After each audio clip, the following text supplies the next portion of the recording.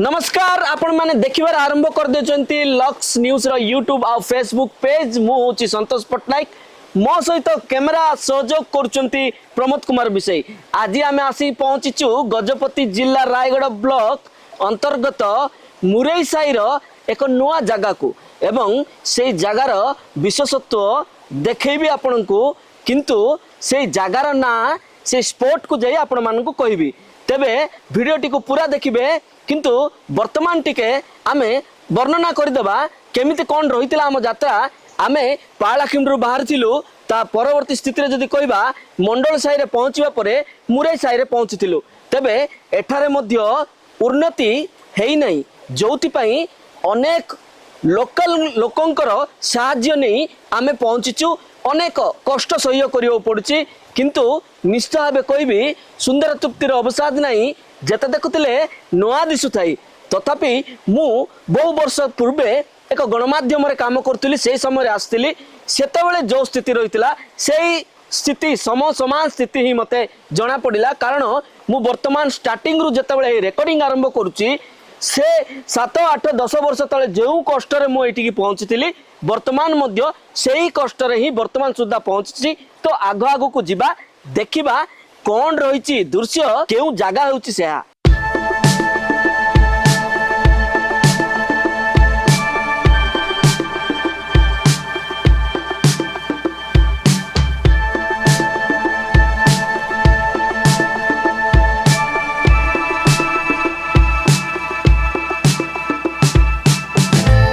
Raigarh block रे प्रकृति मार करुणा टिके अधिक मो सहित किसी स्थानीय बासिंदा सामिल होती आमर यात्रा रे क्षीरोद भाई को प्रथम कथा हवा ये होती आम क्षीरोद भाई आपण केते वर्ष तले मते आनी मन अच्छे आपन 8-10 वर्ष हो एबे पुणी आमे आछे आपण सामिल होइछ हां हां हां ए जो गंडटी आपण माने गंड कहंती ए गंडर ना गाई मारिया बोली गोटे गंड एटा पास्ट स्टार्टिंग गंडटा मुरई साइर पास्ट स्टार्टिंग गंड एटा मुरई साइर स्टार्टिंग आउरी पुनी तळे अछि गंडटा काई के ना एमती गाई माइरेडा बोली एडी गाई आदिवासी भाषा रे कोंती एटा गाई मारिया बोली कि गाई माने एडी आसी कि ये करंती तो सेटा गाई मारिया बोली कोंती गाई आई कि एडी पानी पियाबा पई आसंती तेन करी गाई मारिया बोली कोंती अच्छा आम क्षीरोद भाई आम सहित आमर यात्रा रे आउरी आगु को बढ़िबा किंतु आउ किछि भाई भी अछंती स्थानीय बासिंदा जो मानक सहयोग रे पहुंची पारुछु आमे तांकर टी प्रतिक्रिया नबा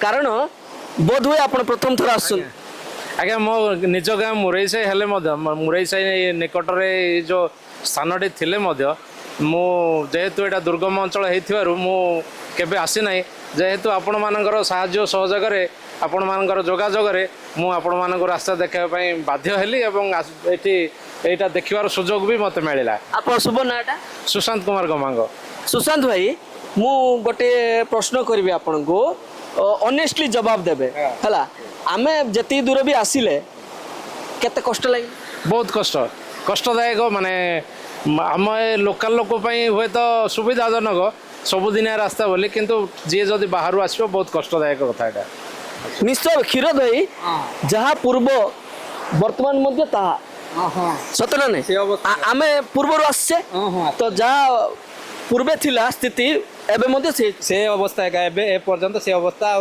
प्रशासन रो टिके अबेड़ा जुगु आ से अवस्था एबे आ आपण कॉलेज रे पढ़तले सेतबे डिमांड करतले जे एटी रास्ताटे हो एटा गोटे पिकनिक स्पॉट हो कि टूरिज्म स्पॉट हो से आपनकर दाबी प्राय तो केते सुना जाईची ना केते सुना जाईनी कोन मन कहूछ आपन ना टोटली सुना जायनी जा बाबू छु एबे नुआ सरकार सुनियो बोली आमे जा अनुरोध करछु आ क्षीरोद भाई ठीक शब्दटी कहिले माने लाइनटा कारण आमे आस्तिलु सेतबेले बीजेडी रो सरकार थिला आ वर्तमान आसु बीजेपी रो सरकार अछि आ बीजेपी रो सरकार रे पुनी डबल इंजन सरकार अछि एक्सपेक्टेशन रहिछि आशा रहिछि बोध हुए ए अंचल रो विकास हबो ए स्थली रो विकास हबो तथापि वर्तमान आहु अनेक दृश्य देखिबार अछि आसंतु देखिबा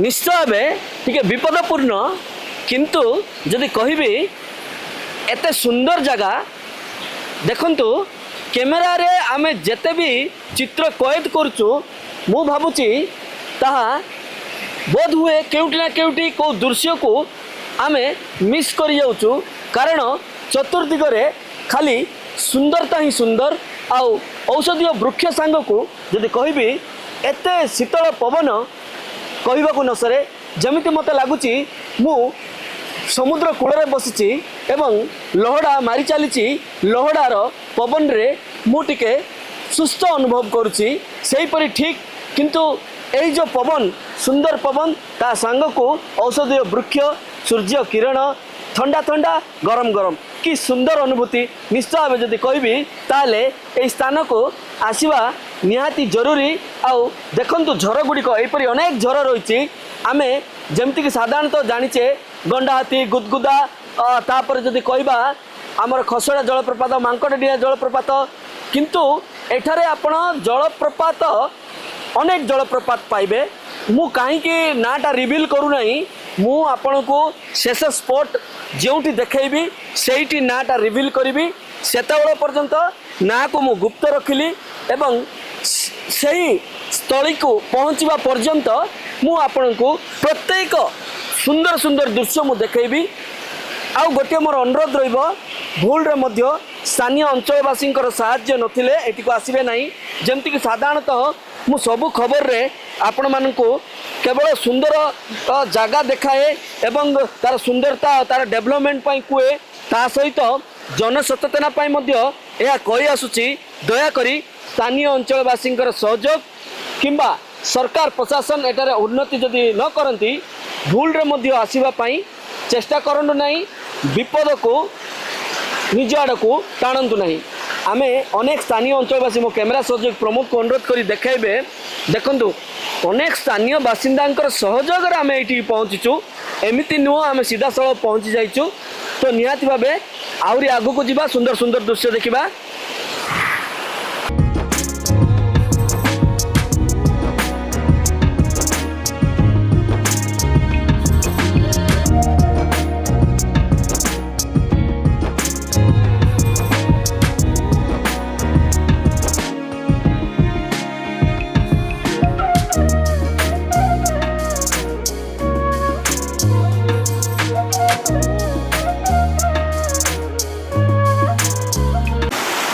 आपण भावुवे मो हाथ में कहीं लाठी मु आपण पाई सुंदर दृश्य देखा आसी अंचल विकास केमिति हम अंचल चित्र कौन रही देखा आसी तथापि मो सुरक्षा पाई मु लाठीटे धरी किंतु आपण अनेक झर देखिले एठारे आउ एक झर मु कैमेरा सहयोगी प्रमोद को अनुरोध करी से देखेबे देखंतु एटा संपूर्ण मात्रा नेचुरल साधारणतः आम देखी था अनेक स्टार होटेल गुड़िकर एवं पर्यटन क्षेत्र गुड़िकर विकास पाई मध्य कृत्रिम भाव तैयारी होता है निर्माण होता है किंतु यह संपूर्ण नेचुरल आउ देखि पारुथिबे वर्तमान जदि एई फेब्रुआरी लास्ट वीक रे एपरी यार दृश्य वर्षा ऋतु कथा कहतु कि अदिनिया वर्षा रे आर दृश्य केते जे मनोलोभा नथिबो आउ केते जे चित्ताकर्षक नथिबो।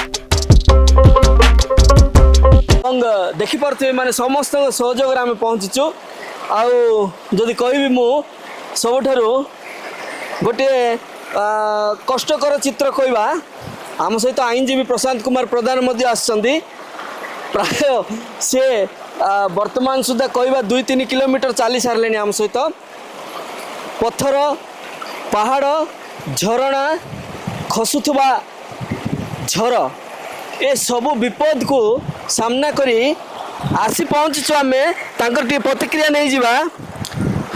ସାର୍ କ'ଣ କହିବେ ଆପଣ ଏତେ କଷ୍ଟ ସହ୍ୟ କରି କାହିଁକି ଏଠିକି ଆସିବାକୁ ମନସ୍ଥ କଲେ? ମୁଁ ଗୋଟେ ଆପଣ ଗୋଟେ ଆ ଉପରେ ଗୋଟେ ଡକୁମେଣ୍ଟାରୀ କରିଥିଲେ ତା ଦେଖିଥିଲି ଏବଂ ତାହା ଅତି ସୁନ୍ଦର ଥିଲା। ମୁଁ ଭାବିଲି ଯେ ଥରେ ମୁଁ ନିଜ ଆଖିରେ ଥରେ ଦେଖିକି ଆସିବି। ଗଜପତି ଜିଲ୍ଲାର ସୌନ୍ଦର୍ଯ୍ୟ ସବୁଜିମା ଭିତରେ ଆଜି ଆସି ଦେଖୁଛି, ମୋର କଷ୍ଟ ଲାଘବ ହୋଇଯାଇଛି।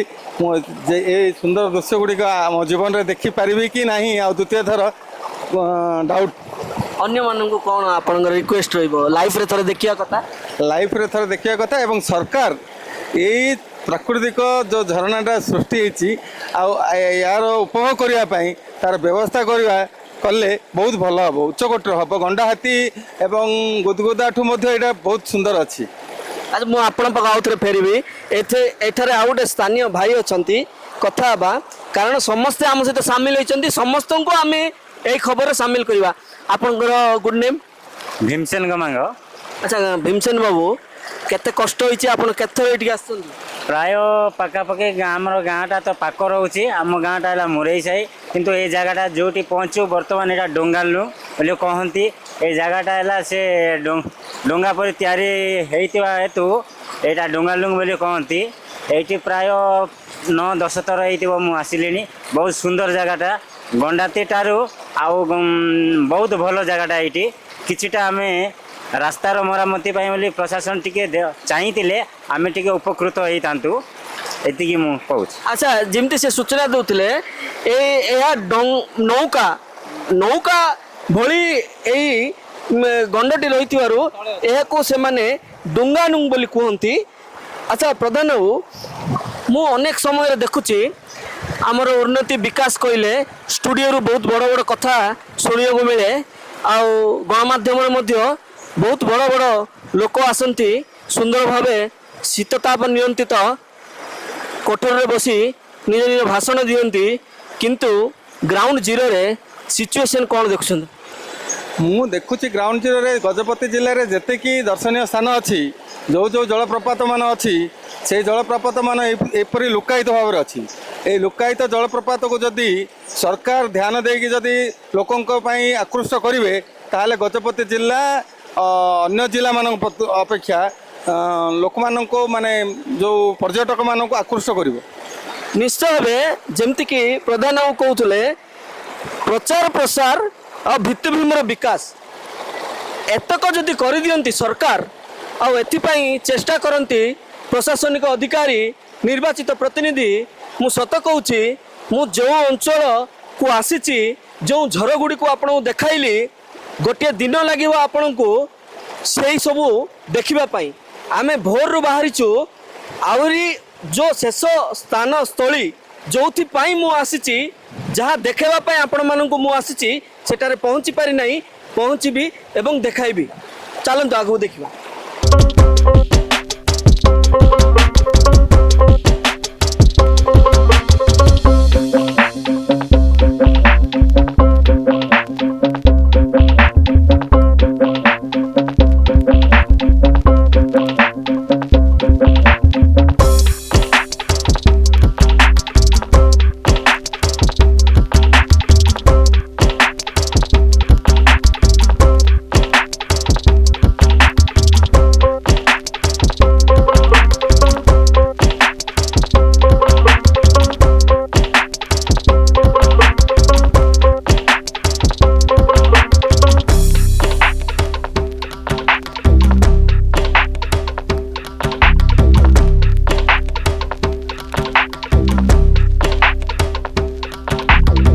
ମୁଁ ଯେମିତି କହୁଥିଲି ଆପଣମାନଙ୍କୁ, ଆମେ ଯେତେବେଳେ ଚାଲି ଚାଲି ଆସୁଛୁ, ଝର ପରେ ଝର, ଝର ପରେ ଝର, ଗୋଟିଏ ପରେ ଗୋଟିଏ ଝରକୁ ପାର କରି ଏମିତି ଏକ ସ୍ଥାନ ଅଛି ଯେଉଁଠିକି ସ୍ଥାନୀୟ ଅଞ୍ଚଳବାସୀଙ୍କର ଯାହା ଲୋକ କଥା ରହିଛି, ତାହା କେତେ ଦୂର ସତ କେତେ ଦୂର ମିଛ ତାହା ଗବେଷଣା ପରେ ହିଁ ଜଣାପଡ଼ିବ।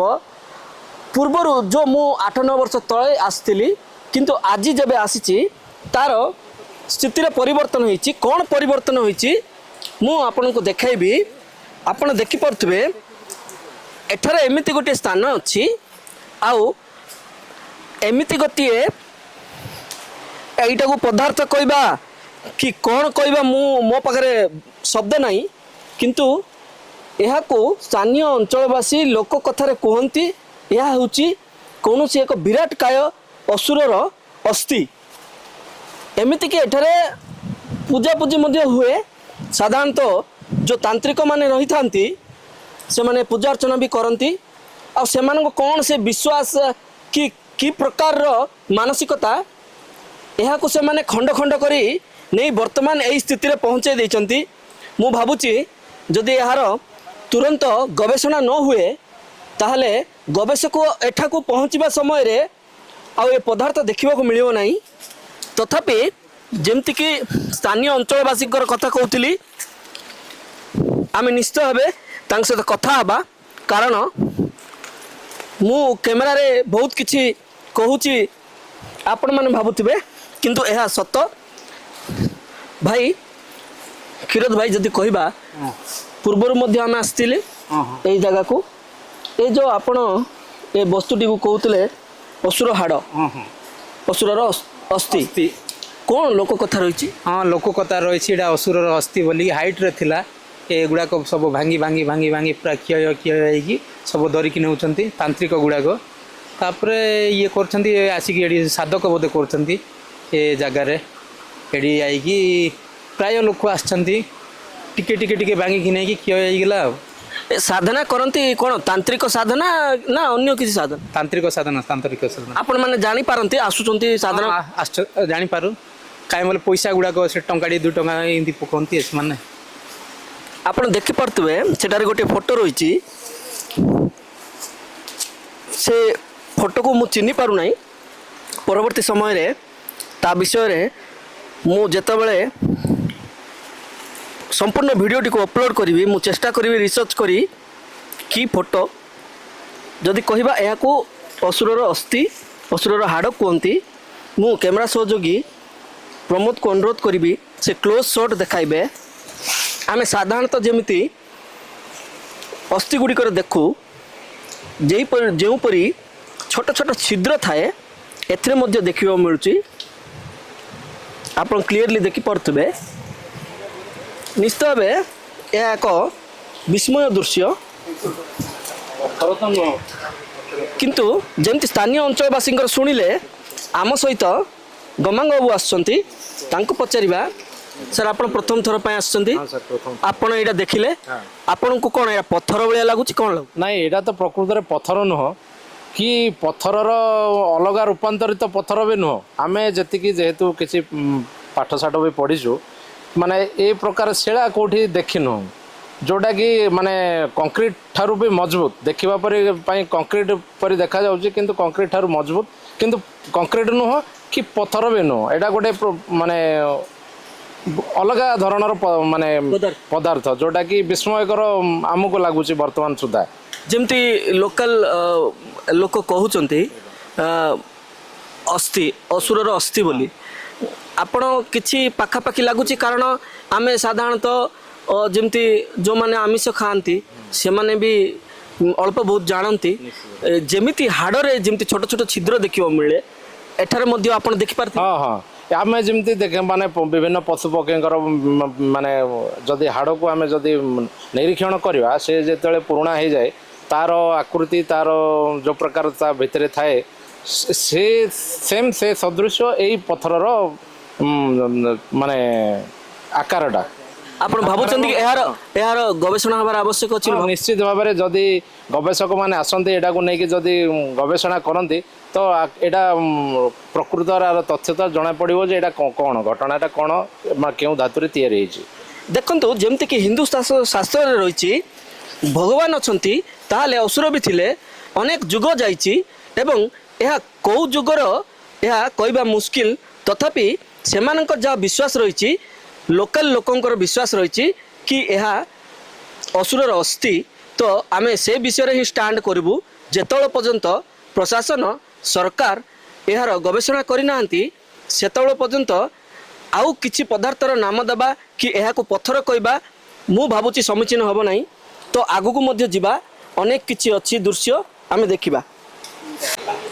ମୁଁ ଯେତେବେଳେ ଅସୁର ଅସ୍ଥି ନିକଟରେ ଭିଡ଼ିଓକୁ ଏଣ୍ଡ କରିଥିଲି ସେତେବେଳେ କିଛି ସ୍ଥାନୀୟ ଯୁବକ ଆମ ସହିତ ଆସିଥିବା ମୁଁ ପୂର୍ବରୁ ମଧ୍ୟ ଆପଣ ଯେମିତି କହୁଥିଲି ଆମ ସହିତ ଜଣେ ସ୍ଥାନୀୟ ଯୁବକ ଅଛନ୍ତି।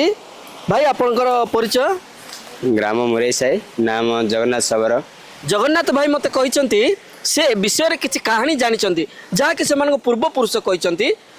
ଭାଇ କ'ଣ ରହିଛି ସେ କାହାଣୀ? ଏଇଟା ପତ୍ର ଦେଖିଥିବେ, ବଡ଼ ପତ୍ରଟା, ସେଇଟା ପତ୍ର ପୁଣି ସେ ଅସୁର ଅଛି ନାଇଁ ସେଇଟା ଆଡ ହସ୍ତେ ଅଛି ନାଇଁ, ସେଇଟା ଅନୁମାନ ବଢ଼ି ସେଇଟା ଲେଦେଇ ଦେଇଛନ୍ତି, ସେଇଟା ସେ ଅନୁସାରେ ସେ ମରିଯାଇଛି, ସେଇଟାକୁ ପୁରୁଣା ହେଇଯାଇଛି, ସେଇଟା ସେମିତି କହିଛନ୍ତି। ଯାହା ତାଙ୍କ ପୂର୍ବପୁରୁଷ କହିଛନ୍ତି ହନୁମାନ କୁଆଡ଼େ ଏ ଅସୁର ଯେଉଁ ଅସ୍ଥିଟି ସେଠାରେ ରହିଛି ପଥର ଅସୁର ଉପରେ ମାରିଥିଲେ, ଯାହାଫଳରେ ଅସୁର ଏଠାରେ ନିହତ ହୋଇଥିଲା ଏବଂ ତା ଅସ୍ଥି ହିଁ ଏଠାରେ ରହିଛି। ମୁଁ ଠିକ୍ କହିଲି ତ? ଦେହ ତ୍ୟାଗ କରିଥିଲେ ଏଠି। ନିଶ୍ଚୟ ଭାବେ ଅସୁରର ମୃତ୍ୟୁ ପରେ ତାର ଅସ୍ଥି ଏଠାରେ ରହିଥିବା ଏମାନଙ୍କ ପୂର୍ବପୁରୁଷ କୁହନ୍ତି ଏବଂ ଏହି ବିଷୟର ଗବେଷଣା ହେବାର ଆବଶ୍ୟକ ଅଛି। କାରଣ କେଉଁ ଯୁଗର ଏହା ଆମେ କହିବା ମୁସ୍କିଲ, କିନ୍ତୁ ଯଦି ଗବେଷକମାନଙ୍କୁ କିଛି ନୂଆ ଜିନିଷ ଗବେଷଣା କରିବାର ଅଛି ନିଶ୍ଚୟ ଭାବେ ସେମାନେ ଏହି ସ୍ଥାନକୁ ଆସିବେ ଏବଂ ଏହାକୁ ଗବେଷଣା କଲେ କିଛି ନା କିଛି ସେମାନେ ଏଥିରୁ ସତ୍ୟାସତ୍ୟ ଜାଣିପାରିବେ ଯାହା ଲୋକଲୋଚନକୁ ଆସିପାରିବ। ଚାଲନ୍ତୁ ଆଗକୁ ଦେଖିବା, ଆହୁରି ସୁନ୍ଦର ସୁନ୍ଦର ସ୍ଥାନ ଅଛି।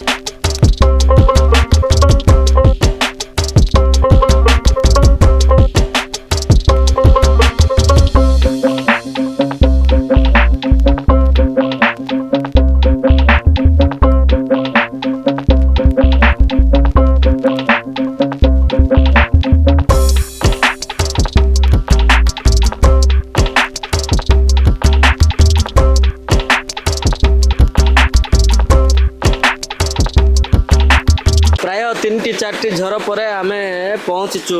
ବର୍ତ୍ତମାନ ଏହା ଚତୁର୍ଥ କି ପଞ୍ଚମ ଝର ହେବ। ଯଦି କହିବି ତାହେଲେ ଅନେକ କଷ୍ଟ ହୋଇଥିଲେ ମଧ୍ୟ ଆମେ ପହଞ୍ଚିଛୁ ଆଉ ବହୁତ ଖୁସି ଲାଗୁଛି ଏତେ ସୁନ୍ଦର ଦୃଶ୍ୟ ଗୁଡ଼ିକ ଦେଖି। ଝରଣା ଝରଣା ଝରଣା କୁହାଯାଉଛି, ଲୋକମାନେ ତରସି ଯାଆନ୍ତି ଝରଣା ଦେଖିବା ପାଇଁ, କିନ୍ତୁ ବାଟ ତମାମ ଆମେ ଯେତେ ସବୁ ଝରଣା ଦେଖିଲୁ ନିଶ୍ଚୟ ଭାବେ ଆମକୁ ଯେତିକି କଷ୍ଟ ହେଉଛି ଏଠି ପହଞ୍ଚିବା ପାଇଁ, ଆଉ ଏ ସୌନ୍ଦର୍ଯ୍ୟ ଅନୁଭୂତି ସେ କଷ୍ଟକୁ ଦୂର କରିଦେଉଛି।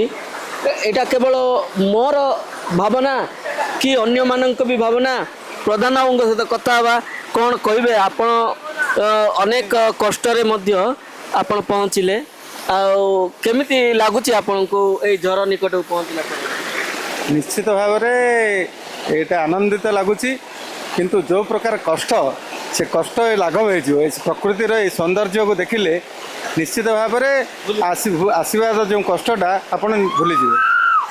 এইটি আমি যদি কইবা ট্রাকিংর ব্যবস্থা হইপারিব, ওয়াচিং টাওয়ারর ব্যবস্থা হইপারিব, তা সহিত পিকনিক পিন্ডি কথা কুয়াযাও কিংবা जो पर्यटन पाई आवश्यक रहिबा पाई कटेज इत्यादि सब किछि हेई परिबो कि नाही? आपण अनेक जगह भी देखिचंती बुलिचंती। ଦେଖନ୍ତୁ ଏଇଟା ଯଦି ଆନ୍ଧ୍ର ସରକାରଙ୍କର ଅଧୀନରେ ଥାନ୍ତା ତାହେଲେ ଏଇଠି ଆପଣ ଦେଖନ୍ତୁ ସେ ଗୋଟେ ଆପଣଙ୍କର ଆରୁଖୁ ଆଉ ବୋରାକେ କେତେ ଯେ ଭିତରେ ଘଞ୍ଚ ଜଙ୍ଗଲ ଭିତରେ ଅଛି, ତାକୁ ସେମାନେ ତାକୁ ଧ୍ୟାନ ଦେଇକି ତାର ଯେଉଁ ସ୍ୱତନ୍ତ୍ର ଦୃଷ୍ଟି ଦେଇକିରି ତାକୁ ଗୋଟେ पर्यटन क्षेत्र में परिणत करछंती। सेहीपरि जदि एईटाको जदि सेमती जदि ध्यान देकी करा जाए ताले बहुत बहुत पर्यटक एठिके आसिबे एवं रात्रि यापन करेंगे उपभोग करेंगे सौंदर्य प्रकृतिर सौंदर्यता। शीत दिन तो आहरी बहुत बढ़िया सुंदर थी। आज एवं तो शीत दिन चलीगला खरा दिन आसी किंतु पूरा ठंडा लगुच आ शीत दिन बहुत ठंडा लगे एवं उपभोग भी करें प्रकृति को। जदि कहबा माने एथिरे सरकारंक पई एक भल राजस्व आदाय हो पार, ता सहित साधारण जो लोकाल्स रही से माने भी जदि कहबा से नियोजित होई किछि माने कार्यक्षम हो पारे, उपार्जन बाट भी पाई पारे। निश्चित भाव पर्यटन विकास हेले ସେଠି ଥିବା ଲୋକ ଯେଉଁମାନେ ଗାଁରେ ଏଇଠି ରହୁଛନ୍ତି, ଯେଉଁମାନେ ମଣ୍ଡଳ ସାହି ହଉ ମୁରେଇ ସାହି ହଉ ଆଉ ଏଇ ଆଖପାଖି ଅଞ୍ଚଳର ଲୋକମାନେ ଯେଉଁମାନେ ଅଛନ୍ତି ସେମାନଙ୍କର ଲାଇଭଲିହୁଡ଼ଟା ବଢ଼ିଯିବ ଏବଂ ସେମାନେ ମଧ୍ୟ କାମ ପାଇଁ ଦୂର ଜାଗାକୁ ଯିବାକୁ ପଡ଼ିବ ନାହିଁ। ଯେହେତୁ ପର୍ଯ୍ୟଟନ କ୍ଷେତ୍ରରେ ଆଜିକାଲି ଲୋକମାନେ ବୁଲିବାକୁ ଆକୃଷ୍ଟ ହେଉଛନ୍ତି ଏବଂ ପର୍ଯ୍ୟଟନ କ୍ଷେତ୍ରର ମଜା ଉଠାଇବା ପାଇଁ ଲୋକମାନେ ଚିନ୍ତା କରୁଛନ୍ତି। ତେଣୁକରି ଆଜିର ଦୁନିଆରେ ଏଇଟା ଯଦି ପର୍ଯ୍ୟଟନ କ୍ଷେତ୍ରରେ ଯଦି ପରିବର୍ତ୍ତନ ହେବ ତାହେଲେ ବହୁତ ଲୋକ ଏବଂ ନିଜର ଜୀବିକା ଜୀବନ ମଧ୍ୟ ନିଭେଇ ପାରିବେ। ଆମେ କହିପାରିବା କି ଦୁର୍ଭାଗ୍ୟର କଥା ଏହା ଓଡ଼ିଶା ଗଜପତି ଜିଲ୍ଲାରେ ରହିଛି, ରାୟଗଡ଼ା ବ୍ଲକରେ ରହିଛି, ଯାହାର ଉନ୍ନତି ହେଇପାରୁନି। ନିଶ୍ଚିତ ଭାବରେ ଆପଣଙ୍କର ଗଣ୍ଡାହାତୀ ଛାଡ଼ିଲେ ଆଉ ଆପଣଙ୍କର ସେଇ ଗୁଦଗୁଦା ଯେଉଁ ଅଛି ସେଇ ଜଳପ୍ରପାତକୁ ଛାଡ଼ିଦେଲେ ଗଜପତିରେ ଆଉ କ'ଣ ଜଳପ୍ରପାତର ଉନ୍ନତି ହେଇଛି ଆଉ କୌଣସି ସୌନ୍ଦର୍ଯ୍ୟ ପର୍ଯ୍ୟଟନ କ୍ଷେତ୍ରରେ ଉନ୍ନତି ହେଇଛି ମୋତେ କାହିଁ ଦେଖାଯାଉନି ତ। ନିଶ୍ଚିତ ଭାବରେ ଏସବୁ ଯେଉଁ ଛୋଟ ଛୋଟ ଝରଣା ମାନେ ଅଛି ଯେଉଁ ଏଇଟା ତ ପୁରା ମାନେ ଏତେ ସୁନ୍ଦର ଦେଖାଯାଉଛି। ଏଇଟା ଯଦି ଆର ଯଦି ଉନ୍ନତି ହେଇଥାନ୍ତା, ଉନ୍ନତିକରଣ ହେଇଥାନ୍ତା, ଆ ଜାଗାର ଉନ୍ନତିକରଣ ପାଇଁ ଯଦି ସରକାର ଦୃଷ୍ଟି ଦେଇଥାନ୍ତେ ଏବଂ ଏହା ବହୁତ କିଛି ପର୍ଯ୍ୟଟନ ଶିଳ୍ପକୁ ବଢ଼େଇଥାନ୍ତା। ଏବଂ ମୋଦି ସରକାରଙ୍କର ଭିଜନ ଅଛି ଯେ ପର୍ଯ୍ୟଟନ କ୍ଷେତ୍ରକୁ ବଢ଼ାଇବା ପାଇଁ ଯେମିତି ସର୍ଦ୍ଦାର ବଲ୍ଲଭ ଭାଇ ପଟେଲଙ୍କର ଉଚ୍ଚ ମୂର୍ତ୍ତି ତିଆରି କରିକିରି ନର୍ମଦା ଉପରେ ଯେମିତି ତାଙ୍କେ ପର୍ଯ୍ୟଟନ କ୍ଷେତ୍ର କରିଛନ୍ତି, ସେମିତି ଗଜପତି ଜିଲ୍ଲାର ପ୍ରତ୍ୟେକଟି କ୍ଷେତ୍ରରେ ଯଦି ଏହିପରି ପର୍ଯ୍ୟଟନ କ୍ଷେତ୍ର ତିଆରି ହୁଏ ତାହେଲେ ଗଜପତିବାସୀଙ୍କର ଏବଂ ସେ ଟ୍ରାଇବାଲ ଲୋକମାନଙ୍କର ଲାଇଭଲିହୁଡ଼ରେ ଉନ୍ନତି ଆଣିବାରେ ସହାୟକ ହେବ। ଏଥିପାଇଁ ଦୃଢ଼ ଇଚ୍ଛା ଶକ୍ତି, ଅମଲାତନ୍ତ୍ରର ଆବଶ୍ୟକ, ପ୍ରଶାସନ କଳର ଆବଶ୍ୟକ ଆଉ ସ୍ଥାନୀୟ ନେତାଙ୍କର ଆବଶ୍ୟକ ରହିଛି କି ନାହିଁ? ନିଶ୍ଚିତ ଭାବରେ ସ୍ଥାନୀୟ କର୍ତ୍ତୃପକ୍ଷ ଏବଂ ସ୍ଥାନୀୟ ନେତାମାନେ ଆଉ ଯେଉଁ ସରକାର ରହିଛି ଏମାନଙ୍କର ମିଳିତ ଚେଷ୍ଟା ହେଲେ ହିଁ ଏଇସବୁ ଜାଗା ମାନେ ଏଇସବୁ ସ୍ଥାନ ଗୁଡ଼ାକର ଉନ୍ନତି ହୋଇପାରିବ। ଯଦି ସ୍ଥାନୀୟ ଲୋକମାନେ ଏବଂ ସ୍ଥାନୀୟ ନେତାମାନେ ଯଦି ଚେଷ୍ଟିତ ନ ହେବେ ତାହେଲେ କେମିତି ଜାଣିବ, ସରକାର କେମିତି ଜାଣିବେ, ଲୋକ କେମିତି ଜାଣିବେ ଏମିତି ଅଞ୍ଚଳରେ ମାନେ ଘଞ୍ଚ ଅଞ୍ଚଳରେ ଥିବା ଏରିଆ ଗୁଡ଼ାକ ଡେଭଲପ୍ କେମିତି ହେବ? ନିଶ୍ଚୟ ଭାବେ ଆଉ କ'ଣ ପଟେନ୍ସିଆଲିଟି ଦେଖୁଛନ୍ତି ଏଇ ଅଞ୍ଚଳର? ଯେମିତିକି ଆମେ ଦେଖିଲେ ଯେଉଁ ଅସୁର ଅସ୍ଥି କଥା ଦେଖିଲେ, ତାପରେ ଅନେକ ବୃକ୍ଷ ରହିଛି ଯାହାକି ମହେନ୍ଦ୍ରଗିରିରେ ଯେଉଁ ଗୁଳ୍ମ ଦେଖିବାକୁ ମିଳୁଛି ଏଠାରେ ଦେଖିବାକୁ ମିଳୁଛି। ନିଶ୍ଚୟ ଭାବେ କହିବା ଯଦି ସେ ମେଡ଼ିସିନ ପ୍ଲାଣ୍ଟ ହେଇଥିବ, ଏଇଗୁଡ଼ିକ ବିଷୟରେ ଗବେଷଣା ରିସର୍ଚ୍ଚ ଆବଶ୍ୟକ ବୋଲି ଭାବୁନାହାନ୍ତି କି? ପ୍ରଥମତଃ ଏଇଟା ଦେଖିଲେ ଏଠି ମୁଁ ଭାବୁଛି ବହୁତ ବର୍ଷ ତଳର ଗଛ ଗୁଡ଼ାକ ଏଠି ଅଛି ଏବଂ ଲୋକମାନେ ଏଠିକି ଆସିବାର ବହୁତ କମ୍ରେ ଆସନ୍ତି ବୋଧହୁଏ, ମୁଁ ଯାହା ଦେଖୁଛି ଚଳପ୍ରଚଳ ନାହାନ୍ତି। ତେଣୁକରି ଗଛ ବୃକ୍ଷଲତାରେ ଏଇଟା ପରିପୂର୍ଣ୍ଣ ହେଇଛି, ସବୁଜିମାରେ ଅଛି ଏବଂ ଆପଣ ଉପରରୁ ଗୋଟେ ତାର ଭିଜୁଆଲ୍ ସଟ୍ ନେଇଥିବେ, ଡ୍ରୋନ୍ର କିମ୍ବା କୌଣସି ଭିଜୁଆଲ୍ ସଟ୍ ନେବେ, ଗୋଟେ ମାନେ ଆପଣଙ୍କୁ ପ୍ରକୃତିର ଏତେ ସୌନ୍ଦର୍ଯ୍ୟ ଅନୁଭବ ହେବ ଆପଣ ବିଶ୍ୱାସ କରିପାରିବେନି, ଆପଣ ଦେଖିଲେ ହିଁ ବିଶ୍ୱାସ କରିପାରିବେ। ନିଶ୍ଚୟ ଭାବେ ଆଗକୁ ବଢ଼ିବା, କାରଣ ଆମେ ଯେଉଁ ସ୍ଥଳୀରେ ପହଞ୍ଚିବା ପାଇଁ ଏଇ ଯାତ୍ରା ଆରମ୍ଭ କରିଛୁ ତାହା ଅତି ନିକଟତର ହେଲାଣି। ସେଇଠି ଯିବା, କଥା ହେବା ଆଉ ସେଇଠିର ଦୃଶ୍ୟ ଦେଖେଇବି, ସେତେବେଳେ ଆପଣଙ୍କୁ ସେ ସ୍ଥଳୀର ନାଁଟିକୁ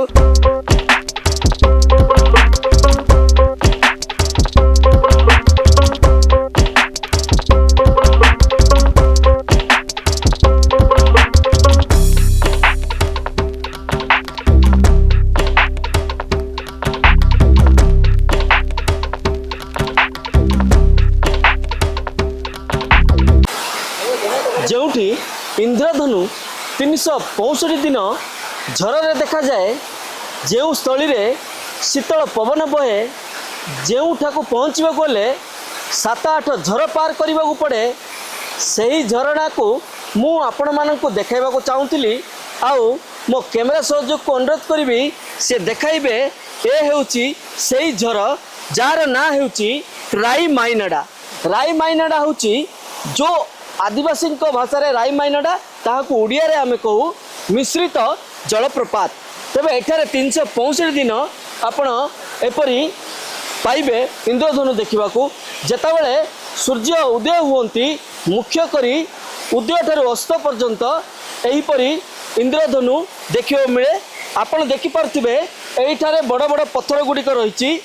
ଏହି ପଥର ଗୁଡ଼ିକ ଯାହାକି ମୁଁ 8-9 वर्ष पूर्वे आसवा बेले देखियो पाई नथिली किंतु एहार विकास सेबे जेमिति होई नथिला वर्तमान मध्य होई नाही एवं एथिपाई रायमायनाडा को एमाने मिश्रित जलप्रपात कहती मोर विपरीत पार्श्व कैमेरा सहयोगी देखेबे विपरीत पार्श्व मध्य गोटे झर रही जो यही झर एवं से झरर मिश्रित स्थल को ही एमाने रायमायनाडा कहती रायमायनाडा सेमानक भाषा आउ जदि कहबा ओडिया भाषा मिश्रित जलप्रपात तेबे एटारे दुईटी झर मिशुथुबारु एहाकू सेमाने मिश्रित जलप्रपात बा सेमानक भाषा रायमायनाडा बोली कहती जदि कहबा 10 वर्ष परे मध्य ना स्थिति बदली ना भित्तिभूमिर विकास होइछि ना एठाकू रास्ता खंडे निर्माण हो पारछि ना पिकनिक पिंडीटीए निर्माण हो पारछि तेबे प्रचार प्रसार सह यार भित्तिभूमिर विकास पाई सरकार प्रशासन टूरिज्म विभाग एवं जो डीएफओ अछंती कि जो वन विभाग रही से माने तत्पर होबार आवश्यक पड़ी अंचल विकास कर आवश्यक पड़ी गोटे दुईटी नुहे 7 ରୁ 8ଟି जलप्रपात एठारे रही एवं एठारे लोकों रहणीर व्यवस्था करा जाय परिबो ट्रैकिंग व्यवस्था करा जाय परिबो पिकनिक पिंडर व्यवस्था करा जाय परिबो तेबे एई गुड़िक निर्माण होई पारु नाही जहाँकि दुर्भाग्यर कथा तेबे देखिबा को बाकी रहिला जो सबु अंचल गुड़िक जानत कि अजाणत जहाँ लोकलोचन को आसी पारुनी सही अंचल गुड़िकर विकास करवा पर्यटनर गोटे भित्तिभूमि सृष्टि करि परिबा शिल्पविहीन गजपति जिले में पर्यटन एक शिल्पर स्थान नहीं पारिबो किंतु आवश्यकता रही निर्वाचित प्रतिनिधि ता सहित सरकारी कल वो सरकार जदि प्रचेष्टा करती निश्चित भावे यही जिला पर्यटन रे समृद्ध थिबारु यही केवल विकास ही आवश्यक रही गजपति जिला रायमायनाडा जलप्रपात निकटरू कैमरा पर्सन प्रमोद विषय संतोष पट्टनायक लक्स न्यूज।